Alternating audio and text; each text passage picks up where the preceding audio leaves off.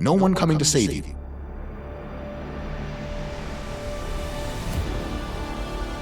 Except Mr. Goggins, who's going to punch you square in your face and tell you shut up and do the thing. And that is 100% what you need right there. Sometimes, when the motivation isn't high enough, your intention takes you here. You breathe in, breathe out, find that part of you that's Russian or Irish or Nigerian or whatever it is, that old shit, and go, let's do this. Let's go. No logic, no reason, no like, oh, but this is true meaning, just do it. A lot of times I'll be in a 200-mile run or something like that, and I'm all jacked up. Body's broken, mind's broken, spirit's broken. I start to say, what if I can pull this off? When I first walked into the Navy SEAL recruiter's office, he looked at me and said, there's only been 35 African Americans in 70 years make it through. You know what I said to myself? What if I can be the 36th? It's the what if I can pull off a fucking miracle. What if I can become someone that no one thinks I can be? And just me talking about that, I have the hair going up on my arms because it makes me just like, what if? My philosophy is, why be normal when you can be the best? I don't want to be normal. I want to make the difference. So everything I do, I want to make the difference. Because when I make the difference, I'm the best. And that is not arrogance, that is confidence. At least stateside, you're kind of programmed to do that. Middle school, high school, okay, you have to go to college to get this job, to do this. Like the idea of getting into like a trade or getting into like, I think I have this awesome business idea. That is the minority by far.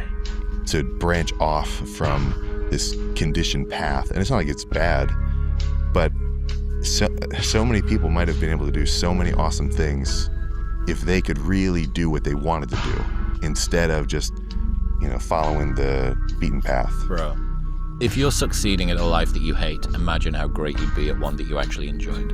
Like, there's so many people that are crushing it and then not fired up for what they do. Imagine how good you could be if you actually woke up on a morning and were excited for what you were about to do. No, but even though I wasn't competing, I was still always in my head that I was going to do it. I still always had in my head that I will get to the UFC. I will make it, even though I wasn't actually pursuing it. The vision was still in my head. When they saw me in the gym in the pumping iron days, they said, why is it that you're working out so hard? 5 hours a day, 6 hours a day, and you have always a smile on your face. The others are working out just as hard as you do, and they look sour in the face. And I told people all the time, I said, because to me, I'm shooting for a goal. In front of me is the Mr. Universe title. So every rep that I do gets me closer to accomplishing that goal, to make this goal, this vision, turn into reality. Every single set that I do, every repetition, every weight that I lift will get me a step closer to turn this goal into reality. So I couldn't wait to do another 500-pound squat. I couldn't wait to do another 500-pound bench press. I couldn't wait to do another 2,000 reps of sit-ups. I couldn't wait for the next exercise. I can be that guy that people who call nigger and this and that, and now I'm speaking at Tom Ferry's event. So whatever reasons that we usually give ourselves in the beginning for why we can't achieve something, you can almost always find not only just someone, but someone who's achieved world-class levels of success with worse conditions than you currently have, which then means it's absolutely possible, and then the only thing that it takes to get there is work. The reason most people fail is because they give up what they want most for what they want now.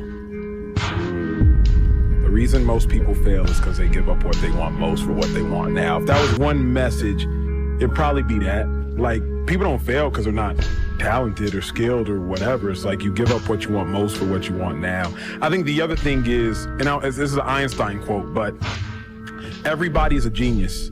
But if you judge a fish by its ability to climb a tree, it too will live its whole life believing it's an idiot. I get happier about the harder it is because I know that no one else will follow. It's a selection effect. And I think if you can shift from this is hard to no one else will be able to do this, then it flips from being this thing that you're like, oh, poor me, to oh, poor everyone else who's gonna have to fucking try. There was probably 100 days where I didn't want to do anything. I wanted to stay in the pool or stay in my bed and not get out. But those were the days where you have to. You have to get up and do something, because I think that's really what separates the good from the great. The greats do things when they don't always want to do them. If you think the price of winning is too high, wait till you get the bill from regret. How bad do you want it? There's two options. To continue forward, pushing upward. And if you do, that dream is given birth, and forever you will live in the reality of it. If you stop, quit, throw in the towel, I promise you there's no distance you can travel far enough to ever find that dream again. For it is dead. And in its death, it's replaced by regret. That's what it takes. To do anything successfully in life, you've got to want it as bad as you want to breathe. And if you want it that bad, if you're willing to give it that much, you get a big piece of what you want. In life, dreams do come true. Anything you want can happen and become a reality. And I believe that sincerely, and I'll die on that thought. It's supposed to be hard. If it wasn't hard, everyone would do it. The hard is what makes it great. Because, dude, the reality is life is hard, man. We're going to be hit so many times with unexpected hardships. And these unexpected hardships, for most people, crumble them. And the reason they crumble them is because they lack the ability to operate during hard times. Man, it's tough duty to win the fair fights. And there's a lot of unfair fights out there. And why do I want to spend my time, if I got 24 hours a day, picking unfair fights when I'm going to be busting my ass to win the fair ones? Life can be kind of difficult. You don't really know sometimes where you're headed. Nobody kind of gives you any kind of guidance in this world. One of the things that makes life more difficult for us is that we expect it to be easy. Does demanding that it should be fair make you stronger? Does saying that that person started further ahead of you in any way benefit you? No, because your actions are entirely independent from them. No, it's hard. Life is hard. And you could either fold or you could get after it. I call it the Rocky cutscene, and almost every successful person that I have ever encountered has gone through not a month or a year, but many years of doing work without reward, where they have to do things that other people find boring, and they have to sacrifice things that everyone finds interesting, and they basically sacrifice a season of other things that they would prefer to do stuff that they would not prefer to do because of the one thing they want most. Look, life is hard and there is suffering, but you're not alone. There is a way out and there is light out there and it is good, but you gotta hang in there. You gotta never give up, and you gotta remember that you are never out of the fight. It was never designed to be easy. Life was given for a reason. We exist for a reason. We were put on this earth to do great things. But the challenges, ladies and gentlemen, the challenges had to happen. They must happen. They will happen. But we must carry on. If I'm gonna hurt like this, if I'm gonna bleed like this, if I'm gonna cry like this, let me cry because I'm in the best shape of my life. Let me cry because I'm conditioned to weather the uphill war. Let me cry because I'm building my relationship. I'm building my business. I'm building my legacy. Let me cry because it hurt, but there is a reward on the other end of my pain. Let me cry tears because I passed the test, because I gave it everything I had. Everything in life comes with hardship. Make a decision. Will you choose the pain that hurts you or the pain that changes you? Consider this your wake-up call. It was on me. And that's the thing you have to realize. Everything you do, you may have some support, you may not, but it's on you. You have to make the decision whether you want to be a badass or whether you just want to be mediocre and everything's okay. But being a badass hurts real bad. Life isn't fair. We have to understand that. It shouldn't be fair. It's a trial ground, it's a testing ground. It's built to make us harder. It's built to make us as strong as we can, to test us, to drive us. So, mentality is the only thing that gets us through life. But this is the thing though, it's easier said than done. Right. On the other end of suffering is a life that many people don't know even exists. It's a beautiful world. We all live in this world where our brains are keeping us in this box. Outside that box, on the other edge of suffering, is a world that's endless of opportunity. But we are afraid to go outside that box because in that box it's comfortable. Outside that box, man, God gives you a shovel and says, man, start digging. That's not fun. So I think part of the challenges in life is a lot of us are running around half-assing ourselves, half-fooling ourselves, not full of ourselves, not studying ourselves enough, not holding ourselves to task enough, not patting our own self on the back when we do get what we want enough, not cracking our own whip on our backside when we do get out of line even though we knew better. I wish we were more full of ourselves that way. But understand this, life is hard.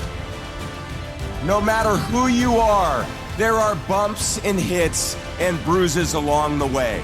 And my advice is to prepare yourself. Success and achievement come from overcoming adversity. But getting knocked down or getting knocked back doesn't mean you stop living. It doesn't mean you stop growing. It doesn't mean you don't carry on. But I dare you to go the hard way. I dare you to go down that path that many refuse to go. I dare you to show up and show the world that you have something that is special and unique about you. I dare you to show the world something they ain't never seen before about you. I dare you to stand up. I dare you to breathe life into your purpose. I dare you to do it. If you want some kind of a good outcome, you're going to have to work hard for it. And if you don't work hard for something, you're not going to get an outcome that's really worth much. And I think a part of it, that noble mentality is, tired body, that unmotivated mind, and get out there and do it anyway. You better fight yourself, because you're not only winning when things are going your way. You got to figure out how to win when things aren't going your way. I give you the map. You think you will do it, but it's difficult. It's the discipline. The discipline is the most difficult thing, not only in sports, but in the life. Whenever you try to do something out of the ordinary, people will line up to tell you that you can't do it, why you can't do it, that you lose your time, you lose your money, that you will in effect die in the desert. Even people who should know better will try to discourage you. To achieve anything greater worthwhile, you must train yourself to rise above these people, ignoring them and pressing on towards your goal regardless. But people don't want to genuinely work. That's what's going to separate you from everybody else. Yes. You're going to put the hours in to work. But the biggest key to success in anything you do is you got to have an unlimited supply of you. This drive and passion, and it may come from nothing. Like for me, there was no passion, no drive, no nothing. But I had this fire that I'm going to be somebody. And it has to be there because on all those bad days and all those days you don't want to do shit, you have to be your own motivator, your own coach, your own trainer, your own everything. So to do that, you have to come into work, and work is whatever your work may be, ready to go. And what that means is you may have failed miserably yesterday, but you come to work like, people are like, man, you just lost everything. How the hell are you this damn motivated? Because this is what it takes. This is what the it takes. And you got to get it from wherever you can. Whether you make up this illusion of your life or this false reality that gets you motivated, whatever gets you motivated, it's got to be here at the tip of your brain at all times. Because in those dark moments, you got to pull it out. So that's the big thing for me, man. I was always fired up. Necessary amount of energy in order to get there. You want to be successful? You're going to have to work for it. You want a good relationship with your spouse? You're going to have to work for it. You want a good physique? You want good health? You're going to have to work for it. If you want to achieve success, you're going to have to pay the price. And it won't be cheap. It'll be tireless nights, long days, empty bank accounts, depressing thoughts, isolation, loneliness, tribulation, heartaches, headaches, and a lot of pain. But on the other side of pain is success. This is my time. I'm bright enough. I'm old enough. I'm young enough. I've experienced enough. I'm wise enough. I understand that I am enough.